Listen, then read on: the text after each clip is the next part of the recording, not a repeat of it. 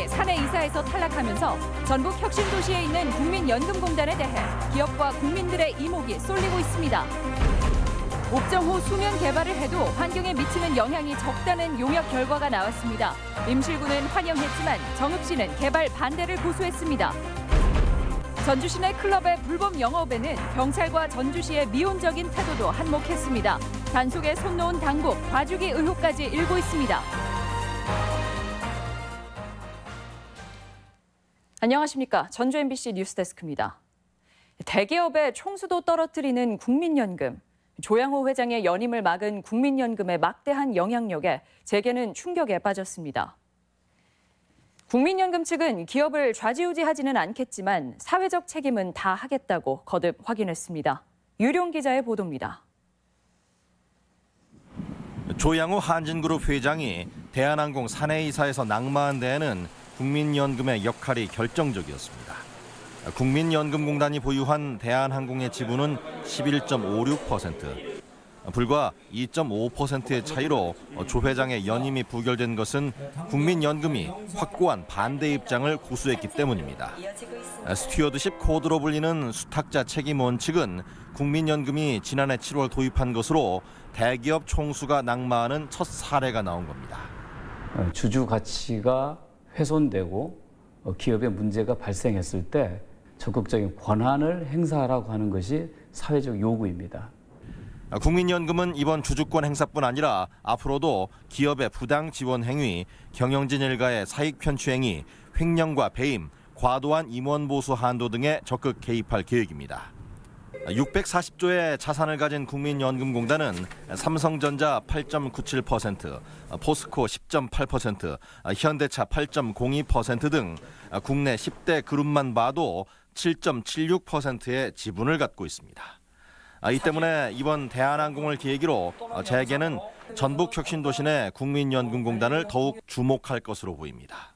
국내 기업 중에 5% 이상 보유하고 있는 기업이 281개, 10% 이상 보유하고 있는 기업이 81개입니다. 국민연금은 보유 주식을 통해 정부가 기업을 좌지우지하는 일은 없다고 못 받고 있습니다. 하지만 정치권과 금융권이 그동안 전주 이전을 줄기차게 반대했던 것을 볼 때 이런 영향력을 의식한 것 아니냐는 해석도 나오고 있습니다. MBC 뉴스 유룡입니다. 제3금융중심지 정책이 국회에서도 쟁점화해 향후 전북 지정에 부담을 예고했습니다. 오늘 국회 금융위원회 업무 보고에서 자유한국당 주호영 의원은 서울과 부산의 금융 경쟁력이 떨어지고 있다는 이유로 같은 당 김정훈 의원은 기존의 금융중심지도 제대로 안 되고 있다며 제3금융중심지 정책을 잇따라 문제 삼았습니다. 최종구 금융위원장은 제3금융중심지 정책은 기존의 지정 지역과는 별개라고 밝혔지만 국회에서 금융중심지 확대 정책에 반대 의견이 이어져 향후 전주 지정에 미칠 영향이 주목됩니다. 전주 시내 클럽들이 일반 음식점으로 등록해놓고 충판이 벌어지는 유흥주점 영업을 하고 있습니다. 이 같은 불법 영업의 현장을 며칠 전 전주 MBC가 보도했는데요. 당국은 단속하기 어렵다며 사실상 손을 놓고 있습니다. 박연선 기자입니다. 전주 시내 한 클럽 내부. 요란한 음악과 조명 속에 사람들이 춤을 추고 있습니다. 일반 음식점으로 등록한 채 사실상 유흥주점 영업을 한 것으로 명백한 불법입니다. 가보진 않았는데 클럽이라고 써 있으니까 클럽으로 알고 있죠. 일반 음식점으로 불법 영업을 했다면 탈세 의혹까지 제기될 수밖에 없는 상황. 당국은 그간 어떤 조치를 취해왔을까? 대놓고 불법 영업을 해온 셈이지만 경찰과 행정당국의 단속은 횟수도 방법도 안일하기 그지 없었습니다. 우리가 거의 한 1년에 한 번꼴로 지금 단속을 상수해가지고 단속할 수는 없잖아요. 저희가 들어가는 것도 좀 쉽지가 않아요. 입고 살아도. 전주시 담당 직원 역시 단속이 어렵다고 말합니다. 저희들이 가면 벌써 그분들이 다 알고 있습니다. 저희 직원들 얼굴을 다 거의 대부분 숙지하고 있어가지고 가면은 이제 그냥 바로 못 들어가게 하더라고요. 단속 권한을 갖고 있는 공무원들이 나이가 들어서 클럽에 못 들어가고 얼굴이 알려져서 단속이 어렵다는 겁니다. 이에 대해 단속 경험이 풍부한 다른 공무원들조차 이 같은 소극적 대응을 이해할 수 없다는 반응입니다. 공무원 신분증하고 단속 나왔다고 들어가면 되는 것이지 뭐. 지금 보면 이제 공무원 집행으로 이제 저거 접어둬야지 뭐 그 핑계야 그것은. 무허가 유흥 영업이 계속되고 있는 가운데 단속 공무원들의 안이한 대응도 불거져 공무원들이 단속권을 포기한 것인지 업체 뒤를 봐주는 것인지 의혹이 일고 있습니다. MBC 뉴스 박연선입니다. 옥정호의 수면 개발을 둘러싸고 임실군과 정읍시가 갈등을 빚어왔는데요. 전라북도가 추진한 연구 용역 결과 수면을 개발해도 환경 영향은 적을 것이란 결과가 나왔습니다. 하지만 같은 결과에 대해서도 두 시군은 뚜렷한 입장차를 보였습니다. 강동엽 기자입니다. 지난 2015년 전체 면적의 80%가 상수원 보호구역에서 해제된 옥정호. 이후 임실군은 경제적 이득을 위해 수면 개발을 주장했지만 옥정호 물을 마시는 정읍시는 식수원 보호를 강하게 주장하며 개발 반대를 외쳐왔습니다. 전라북도가 용역을 통해 개발 가능 여부를 알아봤는데 개발 영향이 적은 것으로 결과가 나왔습니다. 오염물질 배출량은 최대 0.08%에 불과해 현재와 동일한 1급수 수질이 유지되는 것으로 나타난 겁니다. 옥정호에 미치는 영향은 미미하다. 전체 부하량을 따서 이렇게 결론이 났고요. 수면 개발의 부정적인 정읍을 고려해 다양한 물 확보 방안도 제시됐지만 문제는 예산입니다. 정읍 시민들이 옥정호 대신 용담댐을 식수원으로 이용하려면 관로를 새로 까는데 900억 원 이상이 필요합니다. 그대로 옥정호를 이용할 경우 가뭄 대비를 위해 취수탑과 저류지 설치 등이 제시됐지만 역시 예산이 문제입니다. 저희 도가 적극적으로 나서서 중재하고 새로운 해결 방안을 찾도록 하겠습니다. 전라북도는 두 시군을 적극 중재한다는 입장이지만 반응은 확연히 갈립니다. 임실군은 환영의 뜻을 나타내며 카누와 수상자전거 등 수상 레저단지 계획을 정읍시와 논의하겠다는 입장입니다. 친환경적으로 개발해 나갈 수 있도록 그래서 정읍시와 우리 임실군이 상생할 수 있는 그런 방향으로. 정읍시는 용역은 용역일 뿐이라며 확대 해석을 경계하고 나섰고 정읍 시민들도 개발 반대 입장을 거듭 밝혔습니다. 용역에 대한 결과이지 시행 여부는 타 기관에 다 합의하에 우리 정읍 시민은 그것조차도 용납을 못해요. 수면 개발을 한다는 자체가 잘못됐다는 것이지. 옥정호 용역 결과가 나왔지만 결과를 바라보는 정읍과 임실 간의 입장차는 여전해 앞으로의 파장도 예측하기 어려운 상황입니다. MBC 뉴스 강동엽입니다. 익산 낭산면 폐석산에 묻혀있는 폐기물을 배출업체들이 이적 처리하고 있지만 더디게 진행되고 있습니다. 최근에는 침출수가 흘러나오자 주민들은 익산시의 신속한 이적을 촉구하고 있습니다. 임홍진 기자입니다. 폐석산 바위 틈에서 검붉은 침출수가 연신 흘러나옵니다. 130여만 톤의 지정 폐기물과 섞여 있는 침출수가 알 수 없는 원인에 의해 밖으로 유출된 것입니다. 콩국수가처럼 그렇게 부여는 물, 그래가지고 말도 못하게 많이 나와서 현재 지금 이렇게 묻혀 있는 것처럼. 매립지 토지를 소유한 환경업체도 넘쳐나는 침출수를 감당하지 못해 파이프를 박아 외부로 뽑아내 자연 증발량을 늘리고 있는 실정입니다. 저 밑에서 펌프로 수중 모터로 해서 품어 올리는 거예요. 그래갖고 지금도요 거품이 계속 나오잖아요. 폐석산 아래쪽에는 침출수 처리 시설이 작년부터 가동에 들어갔지만 일일 처리 용량 120톤을 감당하지 못하고 있습니다. 이 때문에 올 들어 3차례 가동이 중단됐고 침출수는 제대로 처리되지 못했습니다. 어차피 저 물을 처리하게 되면 깨끗한 물은 처리되고 그 밑에 찌꺼기가 있잖아요. 그거를 짜야 되는데 짜는 기계, 그게 용량이 좀 작아요. 폐기물을 불법 매립한 39개 배출업체 가운데 12개 업체가 협의체를 구성해 올해까지 20만 톤의 폐기물을 이적 처리하기로 했습니다. 하지만 지금까지 2,500여 톤을 옮기는 데 그쳐 전체 매립량의 0.19%, 계획 처리 물량의 1.7%에 불과합니다. 이렇다 보니 앞으로 5년 내 폐기물 이전 이행 계획은 200년이 더 걸릴 것이라는 비관론이 나오고 있습니다. 주민들은 수년간 고통을 겪은 끝에 환경부가 이적 처리를 명령했는데도 배출업체가 늑장을 부리고 있다며 행정 대집행을 촉구했습니다. 환경부가 직접 나서서 행정 대집행을 통해서 전량을 빠른 시간에 제거해. 또 더 이상 환경당국과 배출업체를 믿을 수 없는 지경이 된 만큼 다시 한번 강력한 투쟁도 불사하겠다는 입장을 보였습니다.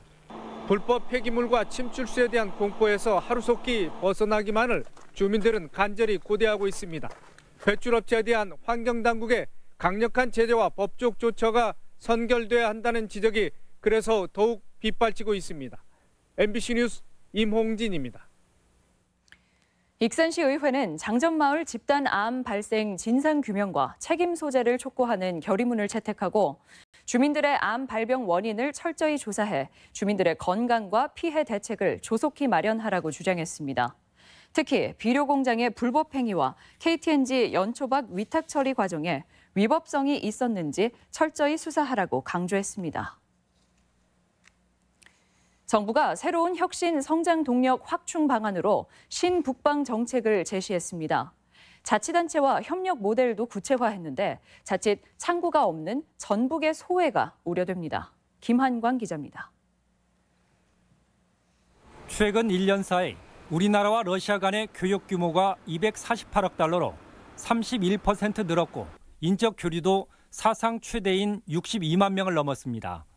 대통령 직속 북방경제협력위원회는 혁신 성장의 가능성을 제시한 성과로 보고 새로운 전략을 마련했습니다.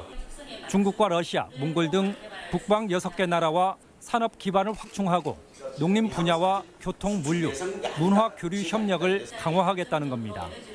북방경제협력위원회는 추진 주체를 자치단체로 특정하면서 당장 올해부터 가시적인 성과를 기대한다고 밝혔습니다. 중앙부처와 지자체 간 신북방 정책에 대해 인식을 서로 공유하고 연계성을 강화하여 시너지를 높여나가겠습니다. 전국의 시도가 이미 구축해놓은 6개 나라와 66개의 협력 창구를 활용해 사업의 성과를 높이겠다는 보관입니다.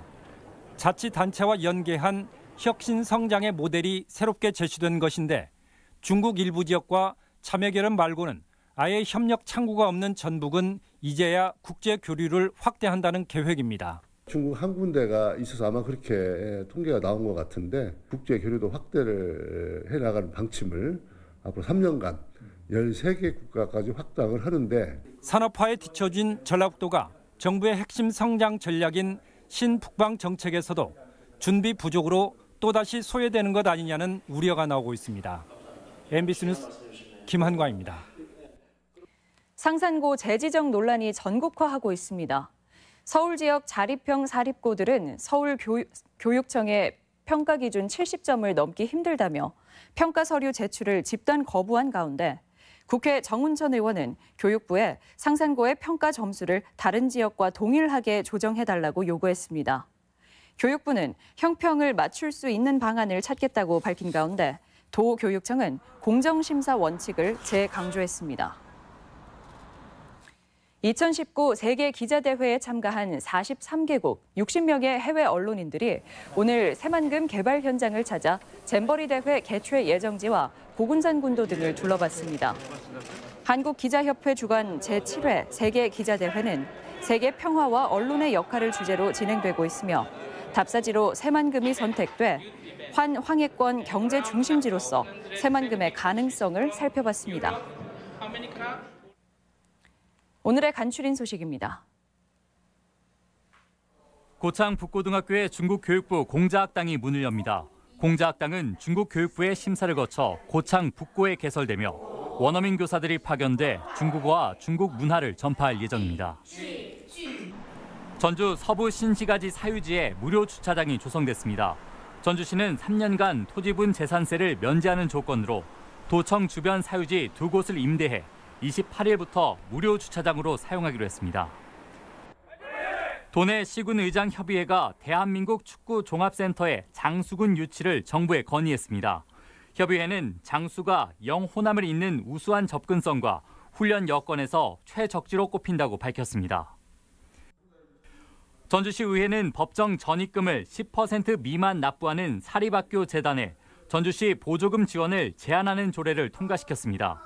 전주 지역 사학들의 법정 전입금 평균 납부율은 5%도 되지 않습니다. 간추린 소식이었습니다. 대한방직 개발을 추진하는 자광이 전주시에 1,000억 원대 기부 체납을 제안했습니다.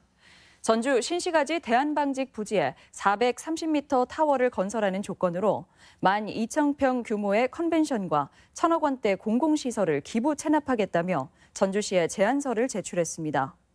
자광은 관련 사업으로 일자리 창출과 지방세 증가 등의 효과가 있을 것이라며 용도 변경이 특혜가 아니라고 주장했습니다. 해외 연수 과정에서 여행 업체로부터 돈을 받은 혐의를 받고 있는 송성환 전북도의회 의장이 검찰 조사를 받고 있습니다. 전주지검은 오늘 오전 송 의장의 피해자 신분으로 소환해 여행 업체로부터 돈을 받은 대가성 뇌물인지 집중 추궁하고 있습니다. 송 의장은 지난 2016년 9월 도의회 해외 연수 과정에서 여행사 대표에게 현금 500만 원을 수수한 혐의를 받고 있으며 송 의장은 이 돈이 경비로 쓰였다고 주장하고 있습니다. 전라북도 선거관리위원회는 다음 달 3일로 예정된 전주시 의원 서신동 지역 보궐선거 사전투표가 모레부터 이틀간 진행된다고 밝혔습니다. 지금까지 전북권 뉴스였습니다.